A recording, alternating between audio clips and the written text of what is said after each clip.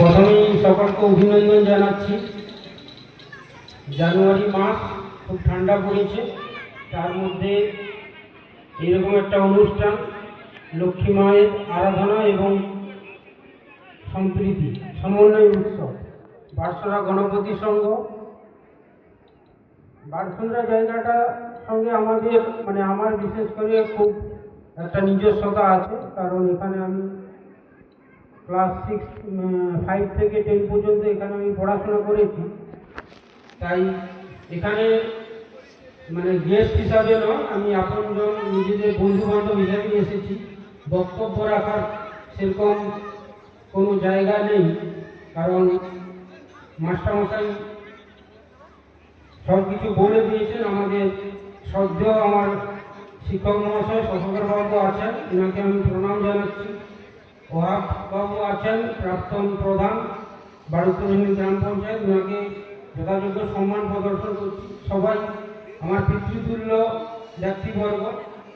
আর এই স্কুলে পড়াশোনা করেছি, তাই এই স্কুলের প্রতি, এই মাঠের প্রতি একটা টান তো আছে, কারণ এখানে আমরা বন্ধু বান্ধবের সঙ্গে খেলাধুলা করতাম, পড়াশোনা করতাম, অনেক স্মৃতি রয়েছে।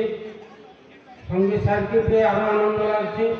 আর গণপতি সংঘ, তাদের যে এই অনুষ্ঠান যেটা প্রতি বছর হয়ে থাকে, আমাকে আগের বছরে এখানে আমন্ত্রণ জানানো হয়েছিল, এবছরও আমন্ত্রণ জানানো হয়েছে। সেই জন্য আমি এই ক্লাবের যারা সদস্য এবং কর্মকর্তা তাদেরকে কৃতজ্ঞতা প্রদর্শন করছি। আর যে এই অনুষ্ঠানের সঙ্গে যারা জড়িত আছে, গ্রামবাসী, সকল শুভানুধ্যায়ী ব্যক্তিবর্গ, সকলকে আমি আমার পক্ষ থেকে যথাযোগ্য সম্মান প্রদর্শন করছি। দেখুন, যে কোনো একটা ক্লাবের যখন অনুষ্ঠান হয়, অনুষ্ঠানের সঙ্গে সাংস্কৃতিক ক্রিয়া সব কিছু জড়িত থাকে। সেটা একটা 2-3 দিনের ব্যাপার, কিন্তু একটা ক্লাবের উদ্দেশ্য শুধু ওই 2-3 দিনের মধ্যে সীমাবদ্ধ না থাকলেই ভালো। কারণ একটা ক্লাব যখন হয়, একটা সংঘ, তখন তাদের একটা উদ্দেশ্য থাকা উচিত, যাতে সারা বছর ধরে বিভিন্ন ক্রিয়াকলাপ তারা করে, মানুষের বিভিন্ন বিপদ আপদ সমস্যা মানুষের পাশে গিয়ে দাঁড়ানো, এগুলো হচ্ছে আরও অনেক বেশি ভালো কাজ। 1-2 দিনের অনুষ্ঠান সেটা অবশ্যই দরকার, কারণ সবার আমাদের সকলের আনন্দের প্রয়োজন আছে, কিন্তু মানুষের পাশে থাকতে হবে। ধর্ম, বর্ণ, জাতি, রাজনীতি সব কিছুর ঊর্ধ্বে গিয়ে মানুষের পাশে গিয়ে দাঁড়াতে হবে। এটাই হচ্ছে একটা ক্লাব বা সংঘের সব থেকে বড় উদ্দেশ্য উচিত। আমরা লক্ষ্মী মাতাকে জানি, লক্ষ্মী মাতা হচ্ছে সম্পদের দেবী, উন্নতির দেবী, সমৃদ্ধির দেবী। আরও একটা উনারি, তিনি হচ্ছে স্বচ্ছতার দেবী, পরিষ্কার পরিচ্ছন্ন। যে বাড়িতে পরিষ্কার পরিচ্ছন্ন সবাই থাকে, সে বাড়িতে লক্ষ্মী দেবীর আগমন হয়, আমরা জানি।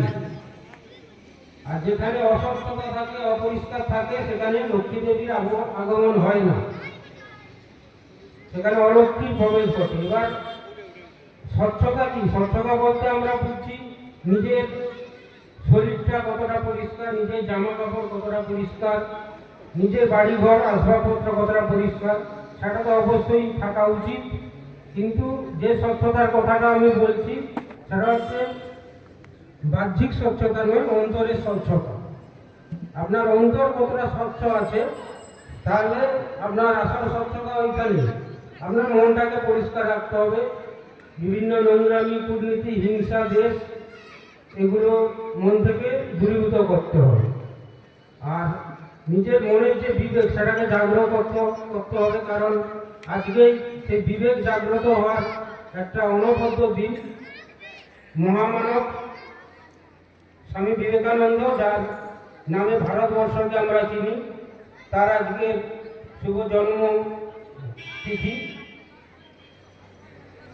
আমরা যদি সবাই বিবেকানন্দের একটা দুটো বাণী অথবা তার বিভিন্ন যে আদর্শ, সেটা জীবনে পালন করতে পারি, তবেই জীবন ধন্য হয়ে যাবে, আর কিছু করার দরকার নেই।